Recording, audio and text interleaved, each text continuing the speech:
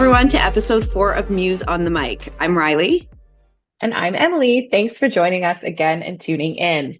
Again, we've got an even hotter tea to spill today. I'm really excited about this one. This is a big one. This is a big one. This is like prime drama.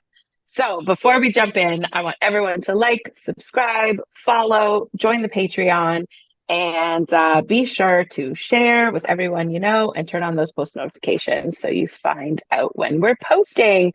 And you can find all our social media in the description below. Riley, are you ready? I feel like this one needs a deep breath. I'm nervous. Like, it brings back a lot of feelings. This one's emotional in that regard too. It is anger, it is stress, it is fear, it is tears, again, all the things. Yeah, it's very bittersweet. So we left off, we found the money again. We have the license. We know the Toronto Sun's coming to tribunal and it is day of. So who's attending is myself and lawyer. Emily's been instructed to stay home. So, you know, she's near the phone waiting to hear the news. Should be smooth sailing. Go in, get the license exchanged of names and move forward. Again, that's not what happens when it comes to us or Muse. Never. So we go into tribunal, and this package that was delivered to licensing previously on the Esplanade was also delivered by our competitors to bylaw. This package outlines every reason that we should not obtain a body rub parlor license. We've misused the holistic. What's to say we wouldn't misuse a body rub? Just trying to roadblock us at every avenue. And for our lawyer, who is such a rock star, he had to lawyer more that day than I've ever think he's had to lawyer. He was amazing. Like, I remember sitting there in awe, being like, do it. Like, he was amazing. And the process was literally like a legal battle, to the point we had to take a break for lunch. It was carrying over. The process was long. It was tedious and edge of your seat. Like, I wasn't sure if we're even going to get this license because of everything that was put in the forefront by our competitors. Right. The opposite side of that story is that I assumed this was going to be a 20-minute thing. I think our hearing time is like 9 a.m. or 9:20 or something very bright and early. And I expected to hear from you by such and such time. And 10 o'clock goes by, and then 10:30 goes by, and then 11:30 goes by. And I'm like pacing into my floor. Like, I could have dug to the other side of the earth. I was pacing so much, and completely in the dark, right? Like, y'all are in court. You have your phones on silent. Nobody's calling me to text me an update or something. I'm freaking out, like flop sweat, the whole thing, until I finally hear from you and you explain to me what y'all just lived through and like what you just witnessed with that same massive file showing up in front of this panel of tribunal people, and just how shocking it was. And then you jumped into how amazing lawyer guy was, and I was like, yeah. He really was. And I mean, at the end of the day, he pulled it off. We got our license. We made it. Nightmare appeared to be over. I remember exiting the courtroom, so to speak, and the gentleman from the Toronto Sun being there asking if we wanted to give statement. Me and lawyer both declined, and we left. I think I immediately jumped on the phone with you to fill you in. I thought that was it. Like, it happened, it worked, and it was great. Meanwhile, the next morning, I learned that not only was our story, but also a full picture of me in the Toronto Sun. And let me backtrack and remind you, at this point, my family did not know what I did for a living. I was terrified. I remember going to Tim Hortons, grabbing a coffee and picking up the paper, and it was a full page, which you guys will see. Full page, there I was. There's no hiding it. My real name plus my alias. I was terrified. And I remember going home to bed and just hiding, being like, I don't want to face what's going to come of this. And, you know, receiving a few text messages and calls. I remember my uncle texting me, different family members, and I knew I needed to get in front of it. So I reached out to my parents and I explained to them, and this is where the story I feel is a little bittersweet, because it wasn't my choice. Our Mhm. competitors robbed me of choice. But in the end, I have lovely parents and family, and they were super supportive. And in the end, I'm so glad. Yeah, I'm so glad that this ended up happening. But the topper on it for me was the picture of me that was in the Toronto Sun. And yes, I'm a woman and I'm vain, was hideous. Like the most hideous picture you could possibly have. And this guy wasn't even in broad daylight. He must have been in a car with like you said, like a scope camera. And here I am on the phone, like mouth open speaking. I think my belly was even hanging out of my pants. Like it was just the most disturbing thing to me in life. But yeah, I mean, in the end, it was bittersweet, and I'm happy in the end because, like I said, we both had very supportive families. So we got the Definitely. And license. We felt comfortable in being out there now. Now we were out mhm. there. We didn't, like you said, we didn't have much choice. That was robbed from both of us in Yeah. different ways. I'll save my story of how I got doxxed or outed for a different episode because it's equally dramatic. But the fact that that was taken from you, the autonomy, the control, your option or your choice to either be face forward or not, which Mhm. we're the only owners that are face forward, and that goes across strip clubs, agencies, all of it. Like nobody is out here doing what we do. Welcome to our podcast. But it would have been a lot nicer had we had that choice and made that conscious decision to go, okay, we're going to go bold into like press and media junkets and Yeah. that kind of vibe instead of having that situation, because it is absolutely life threatening in our industry and very dangerous to have your true identity be out there, especially with the world of the internet. Everything can be found and so on and so forth. Even my full real name being in the Mhm. paper was terrifying, not just from like a family member's standpoint, but just people. Anyone. Yeah. Yeah. Old classmates, people on Facebook, like just the random stuff and all that anonymity taken away. It's scary. It's super scary. People can find so much other stuff once they have your name.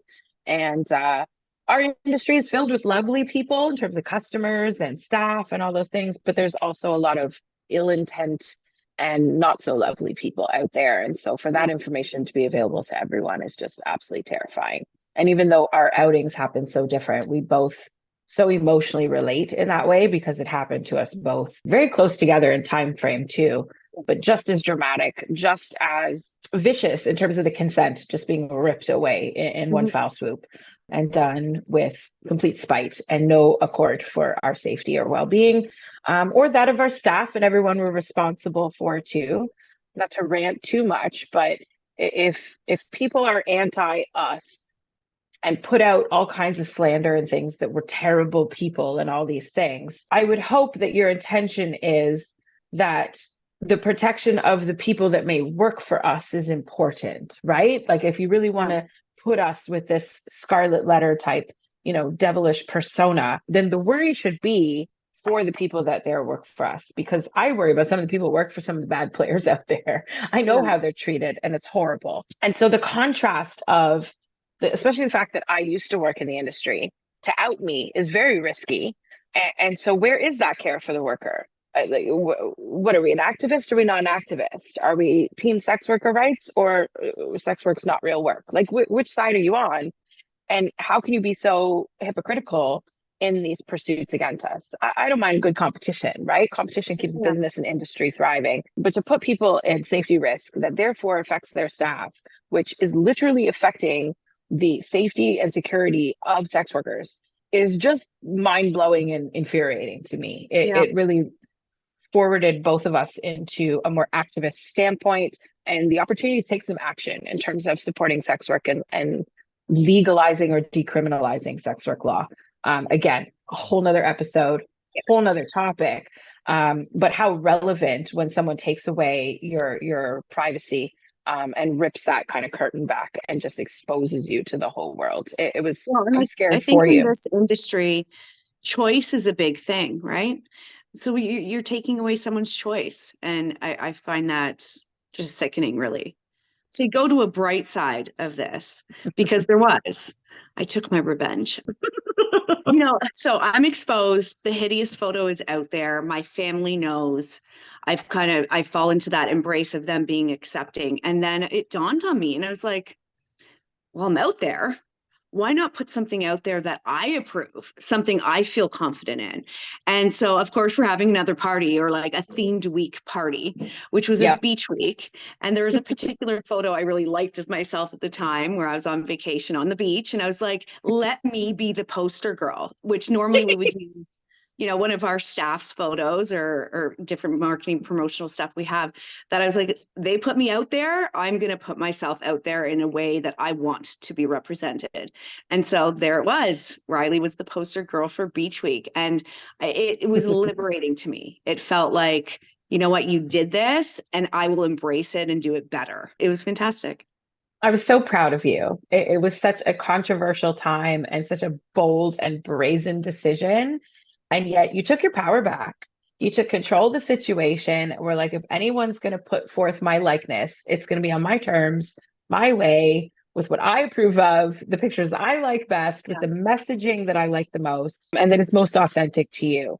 And even to think back at that time frame, like actual, like chronological time frame, that was not a time where filters and Photoshop and all those things were a thing.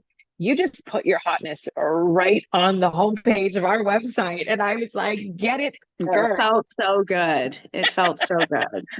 It was really amazing. Did. And I'm sure it was a little bit shocking or perhaps jarring to our lovely competitor friends who had put us in this predicament, because I guarantee you, all of that time, all of that money to pay off people and investigate and blah, blah, blah, to go right out the window the minute you were like, okay, fuck it. And just put yourself out there. It not only took your own power back, but it ripped any control from their side in that regard too. And I think, just as usual, being us, what other owner puts themselves on a promotional poster of their business? Never. Like, they wouldn't even put their face on it. Like, never. So again, just feeding into, what we do, they provoked it, we embraced it, and here we are. And we really rolled with it, eh? It was just like the curtains were ripped, the clothes were off, we were stripped down as much as we could be. And it was just like unadulterated, we're out now. We're just out. There's no closet to go in, there's no hiding, there's no mask anymore.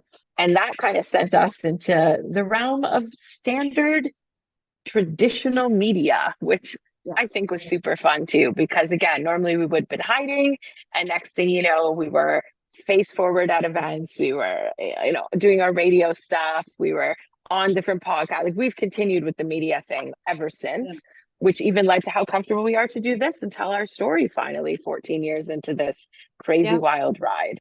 It was such a blessing in disguise. So unexpected. Like, that was not on my bingo card of what on earth could happen. And I guarantee you even more so for those particular competitors and people that all invested in this mission, literally financially invested in this mission to crumble us. Looking back, I wonder, why my former self back then was ashamed, because I did keep it secret. I wasn't sure what people would think of it.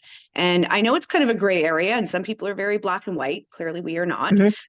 But really, in hindsight, there is absolutely nothing to be ashamed of. And I'm so thrilled that I didn't have to live, both of us didn't have to live with feeling ashamed, because we're proud of who we are. We're proud of our business. And Muse is going to go a lot of places. And I'm so thrilled to be a part. Oh, I love that. That warms my heart. But it's so true. Muse is so amazing. And ironically, in weird ways, our haters contributed to that, because it only pushed us forward further. It gave us so much press and extra attention. I mean, even bad press and haters, they watch your views, they buy your album, they go to your events, they do the things, right?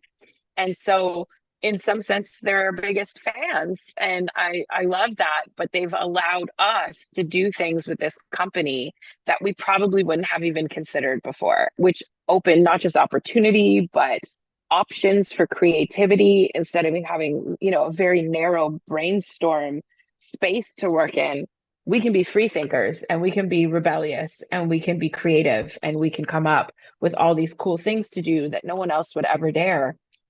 And the fact that this was not a manager, or let's say a girl that wants to show her face, which is a little taboo, and these kind of Mhm. things. This was an Yeah. owner. This was an Yeah. owner coming out in a freaking bikini, like a babe on a beach, being like, what is glorious. Round of applause for Riley, everybody. Thank you. Thank you. It was an It was interesting time in fabulous. life. This whole thing's been a ride, but that's one of the parts of the ride that's most memorable for me. It really is. And even I remember how, even now, how awesome your family's been ever since that came out. And I'm sure they would have preferred a different way to find out all the things. And I heard the same from my family. It would have been nice if, like, wouldn't it?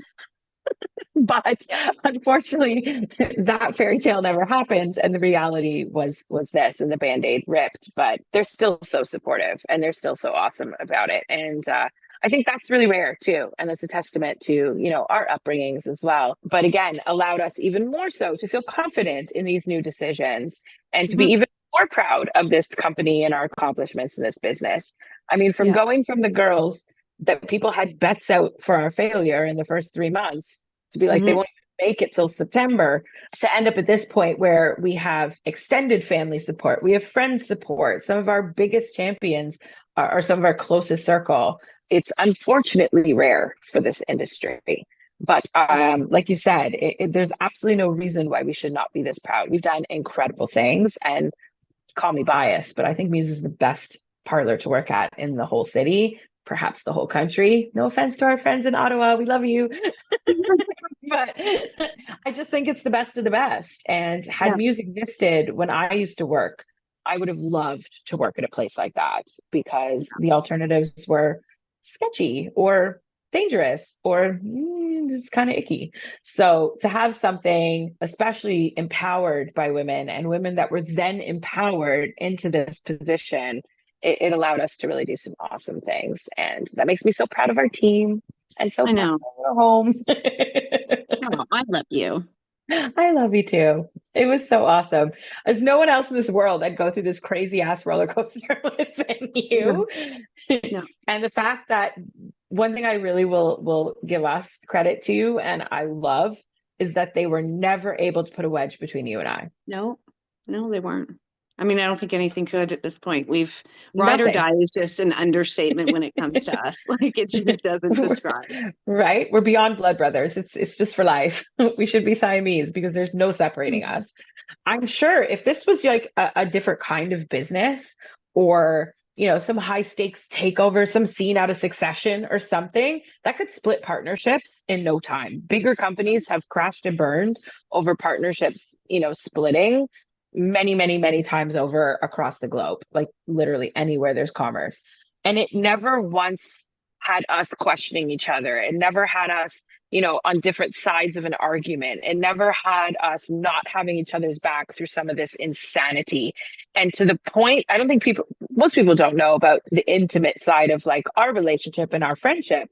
But there was times where there wasn't even a question. It didn't require discussion.